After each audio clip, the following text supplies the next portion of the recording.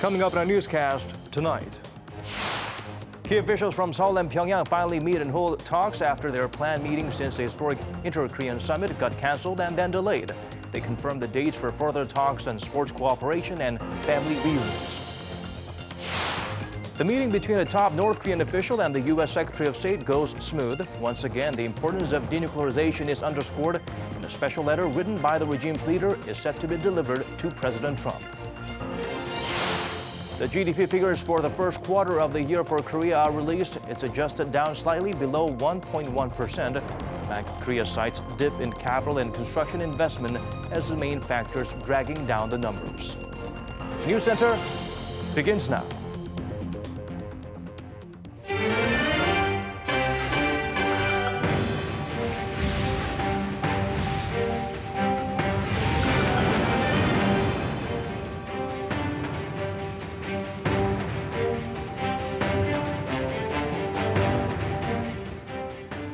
It's 8 p.m. here in Korea, coming to you live from our studio in Seoul. This is Arirang News Center. Welcome to our program. I'm Daniel Choi.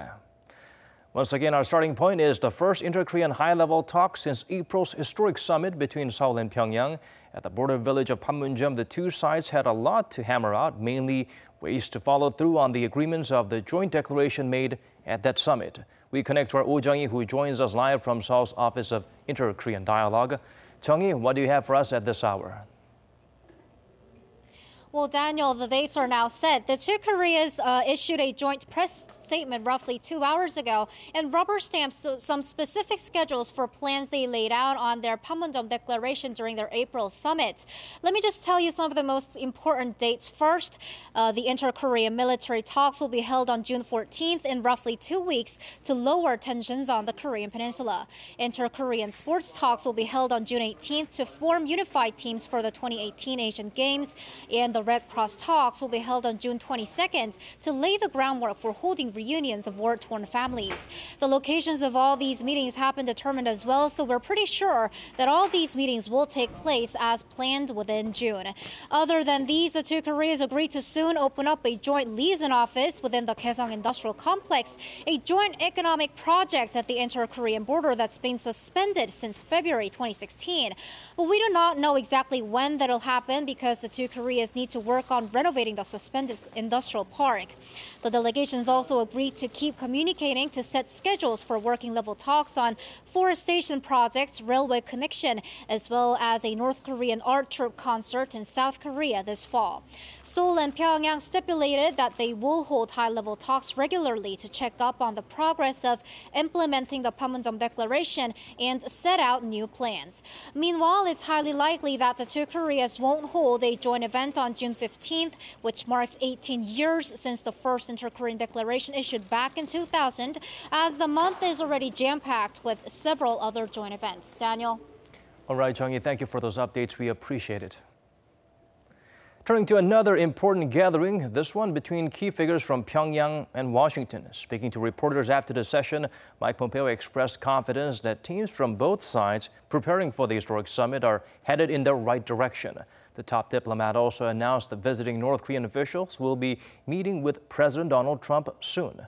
Lee Ji-won has more from the press briefing.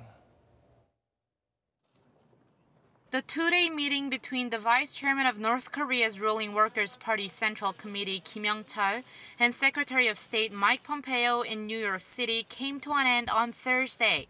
After a working dinner the day before, the two began their official high-level talks Thursday morning. And at a press briefing in the afternoon, Pompeo said much progress was made not only in his third round of talks with Kim, but also in meetings at the other venues, namely Singapore and Panmunjom. But he also said there remains a great deal of work to do, including convincing the North that in fact its security is greater without nuclear weapons. Pompeo also reiterated how he made clear to the regime numerous times that his, President Trump's, and the United States' objective is the complete, verifiable, and irreversible denuclearization of the Korean peninsula.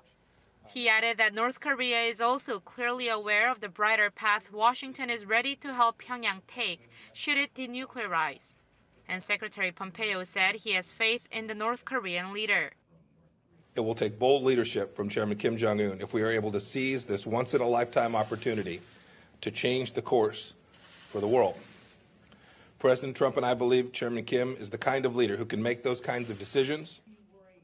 Meanwhile, Pompeo announced that Kim will be heading to Washington to deliver to Trump a personal letter from the North Korean leader. Kim Young-cheol's visit to New York was made possible by a waiver he was granted, since he's been the target of U.S. sanctions since 2010 for his role in Pyongyang's nuclear development and other illicit activities. Getting a waiver to New York is relatively easy, since the North has a mission there to the United Nations. But according to State Department spokesperson Heather Nauert, he'll need another one to go to Washington. Meanwhile, the U.S. president says he's expecting the official on Friday and that he's looking forward to seeing what's in the letter, which he believes will be very positive. But Trump is still tempering expectations that the summit will be fruitful and even that it'll happen at all. I want it to be meaningful. It doesn't mean it gets all done at one meeting. Maybe you have to have a second or a third, and maybe we'll have none. But it's in good hands. Despite Trump's careful words, there's a great deal of optimism about the possible North Korea-U.S. summit, raised by the first visit to Washington by a senior North Korean official in 18 years. 이지원, Arirang News. A phone meeting lasting about 25 minutes was held between the nation's top diplomat and Mike Pompeo. According to the Foreign Ministry, the Secretary of State shared with Kang the results and details of the recent preparatory talks between Pyongyang and Washington held in various places, including the border village of Panmunjom. He also filled the minister in on what America plans to do in the future. The duo once again reaffirmed their close bilateral cooperation and promised to continue dialogue on bringing about the denuclearization of the peninsula, as well as permanent peace in the region. The foreign minister held another phoner today, speaking with the EU's foreign policy chief, Federica Mogherini. Kang acknowledged the union's support for Seoul's policies on North Korea, and the two sides also agreed to further communicate and cooperate to bring about permanent peace. Seoul's top diplomat also met with the U.S. delegation, who sat down with their North Korean counterparts over in Panmunjom. The team arrived at Seoul's foreign ministry at 5:30 p.m. local time. Foreign Minister Kang and Song Kim, a former nuclear negotiator for the U.S., who led the delegation, exchanged views on the latest developments in the pre-summit talks between Pyongyang and Washington. He stressed that there's much work left before the proposed summit, but they are moving in the right direction. The American delegation had initially planned to leave after the second round of talks with the North on Wednesday, but has since extended their stay, with the White House Press Secretary Sarah Sanders emphasizing that their talks will continue.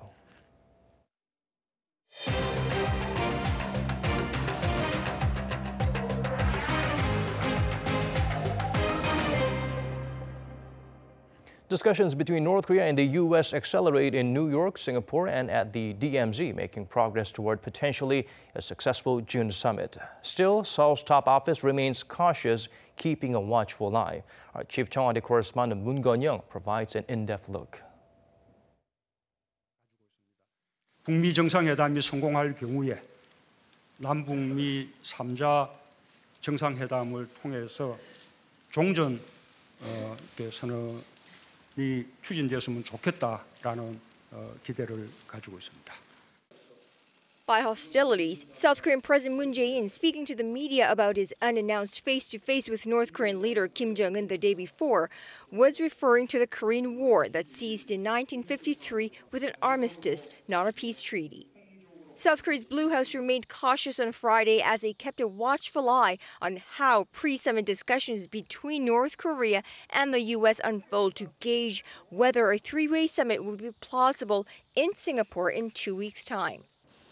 Wrapping up his two-day meeting with Kim Young-cheol, vice chairman of North Korea's ruling Workers' Party Central Committee and one of Kim Jong-un's most trusted aides, U.S. Secretary of State Mike Pompeo said he was confident talks were moving in the right direction. I have been very clear that President Trump and the United States' objective is very consistent and well known: the complete, verifiable, and irreversible denuclearization of the Korean Peninsula. If these talks are successful, it will truly be historic. It will take bold leadership from Chairman Kim Jong-un. They'll have to choose a path that is fundamentally different than the one that their country has proceeded on for decades. Pompeo, who's met Kim Jong-un a few times in Pyongyang, said he's had many conversations with the North Koreans about how North Korea and the U.S. can achieve the denuclearization that the world demands of the North and the security assurances that will be required for them to allow the U.S. to achieve that. Vice Chairman Kim Yong-chol is now planning to travel to Washington to deliver a personal letter from Chairman Kim Jong-un. Even so, the U.S. president on Thursday said this when asked about his expected meeting with the North Korean leader. Hopefully we'll have a meeting on the 12th that's going along very well, but I want it to be meaningful. It doesn't mean it gets all done at one meeting. Maybe you have to have a second or a third, and maybe we'll have none. So although there has been positive progress after twists and turns in a whirlwind of diplomacy this past week, never say never, and it just ain't over until it's over. Which is why Seoul's top office remains low-key, saying the focus now should solely be on North Korea and the U.S. and their nuclear deal, and their three-way meeting would only materialize after a successful Kim-Trump summit and with their support. Moon Gon-young, Arirang News, The Blue House. Moving on to other stories now, the 17th Asia Security Summit begins today in Singapore. Top of the agenda is expected to be the upcoming North Korea-U.S. summit and Pyongyang's denuclearization. Park Ji-won outlines what we can expect from the annual Shangri-La Dialogue. Some 600 participants are attending the 17th Asia Security Summit in Singapore, a forum involving defense ministers, key officials, and security experts from around 50 countries. The three-day forum is also known as Shangri-La Dialogue, named after the Shangri-La Hotel where the multinational forum has been held on an annual basis. The venue is also considered a strong candidate to hold the North Korea-U.S. summit later this month, along with a few other places like the Capella, Singapore, located on Sentosa Island. Amid tight security around the hotel, a range of bilateral and trilateral talks are being held among key officials from each country on the sidelines of the forum's 6 plenary sessions. Friday afternoon, South Korea's Defense Minister Song Yang-moo held bilateral talks with U.S. Navy Secretary Richard Spencer and with the Deputy President of China's Academy of Military Science, Lei Ha, deepening military cooperation with those countries.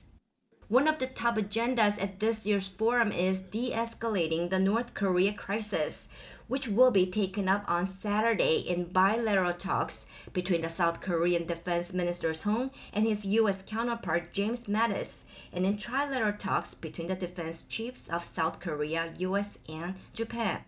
The South Korean defense minister will brief the forum's participants on the recent developments in inter-Korean relations in his speech on Saturday, and he will call for international cooperation for the successful denuclearization of North Korea.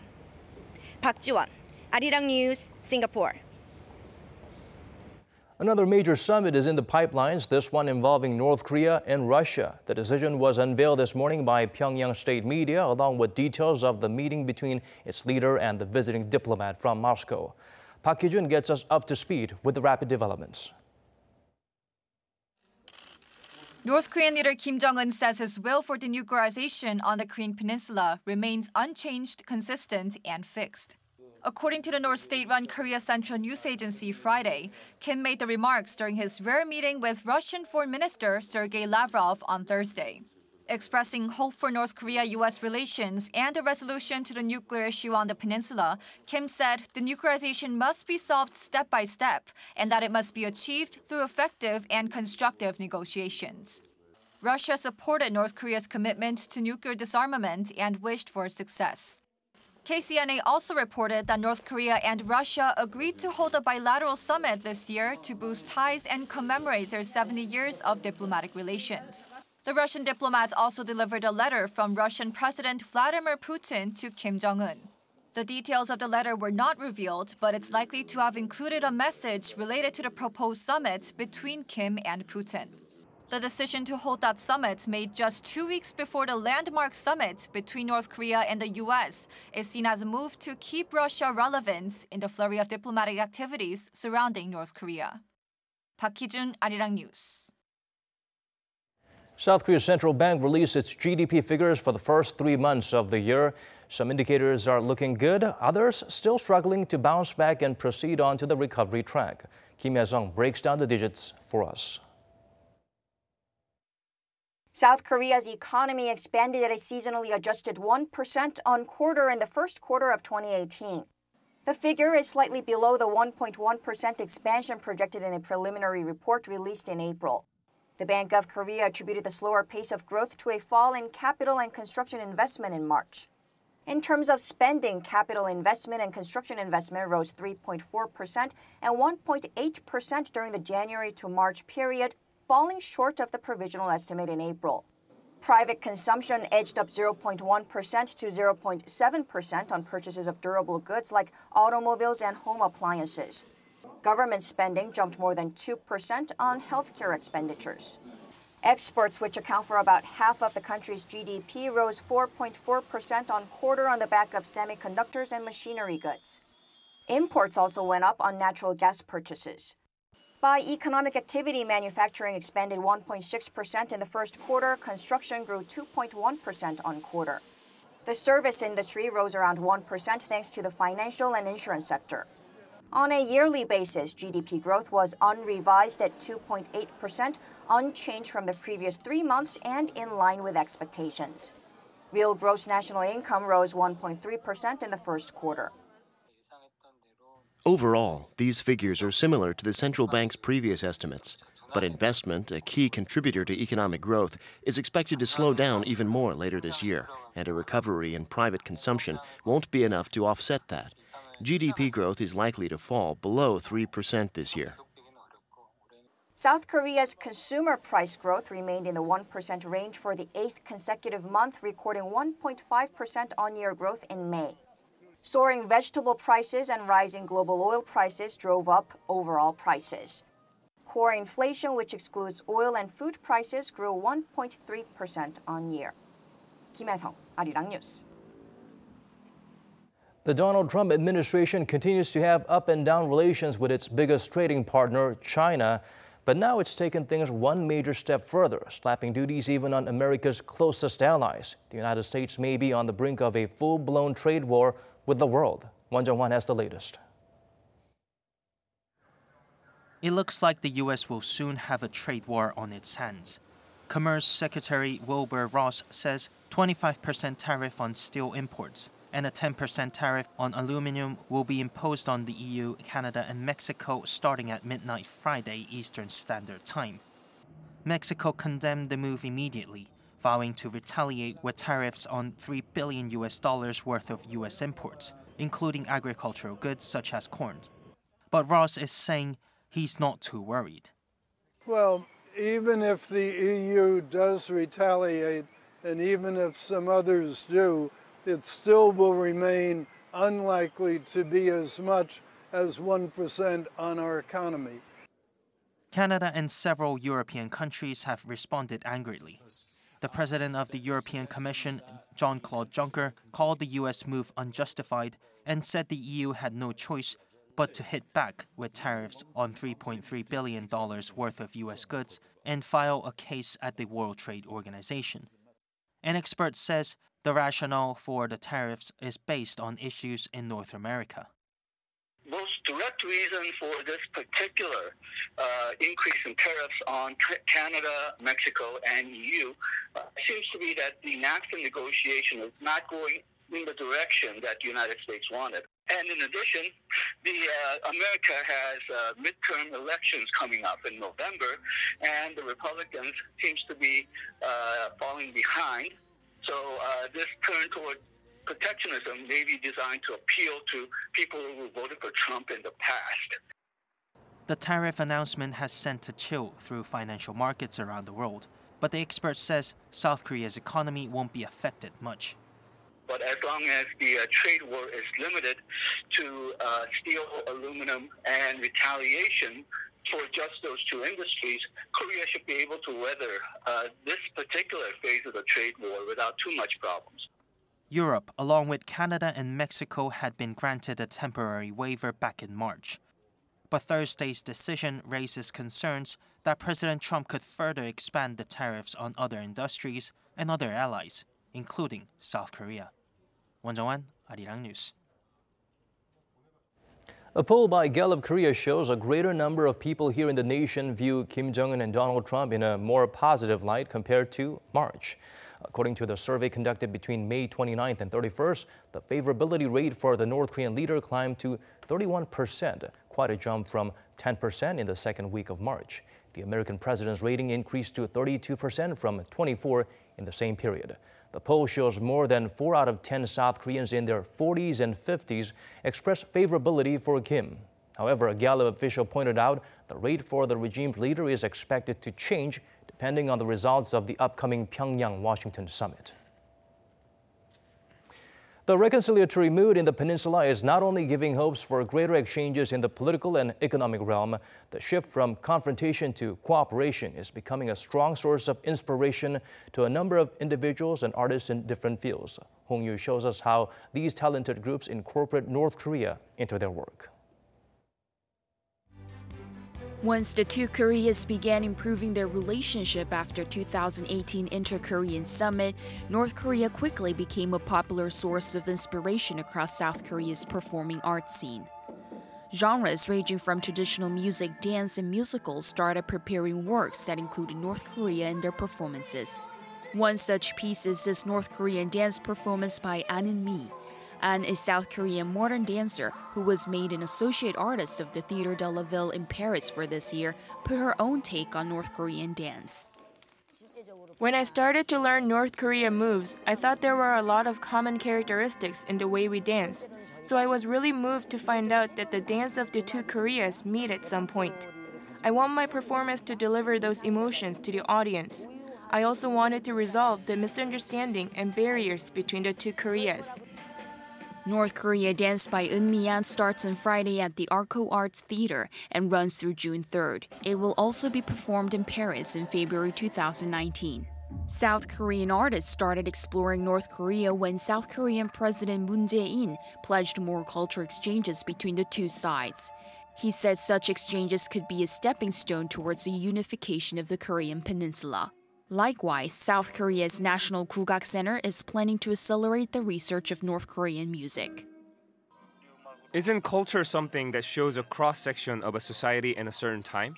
People are always interested in something rare, and at the moment North Korea is the issue grabbing everyone's attention. Researching North Korean music could reduce the cultural difference between the North and South, and hopefully bring us back into one. As well as An's effort to bridge the cultural distance between the two Koreas, South Korean artists hope their performance can satisfy people's interest in North Korea. Hong Yu, Arirang News. The general public can now visit a long closed-off cultural attraction from the Joseon Dynasty on the grounds of South Korea's presidential office. Chilgung, loosely translated as the Seven Shrines, honors 7 concubines who bore sons that eventually became kings of the Joseon Dynasty. Their ancestral tablets are housed there and not at Jongmyo, the main royal shrine, because the women were not considered royalty. Their shrines had been closed to the general public for security reasons since 1968, after North Korean infiltrators tried to assassinate then-President Park Chung-hee. So until now, the only way to get in when it was open was on a pre-arranged tour of the Cheongwade itself. Reservations can be made at www.royalpalace.go.kr.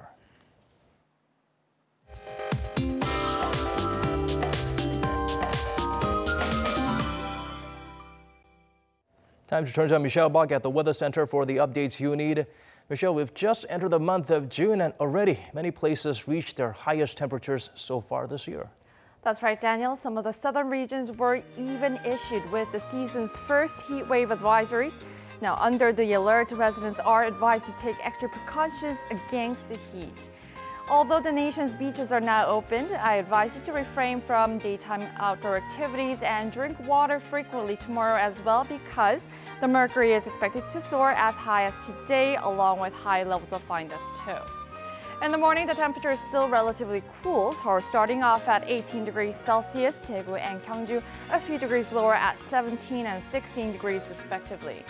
The afternoon highs over in Seoul will top out to 29 degrees, while Gwangju and Busan tops out to 31 and 26 degrees. Readings hotter than seasonal averages are expected to continue for the next couple of days. And other than Jeju Island, for Tuesday, the nation will be cloudless skies with a lot of heat. I'll leave you with the weather conditions around the world.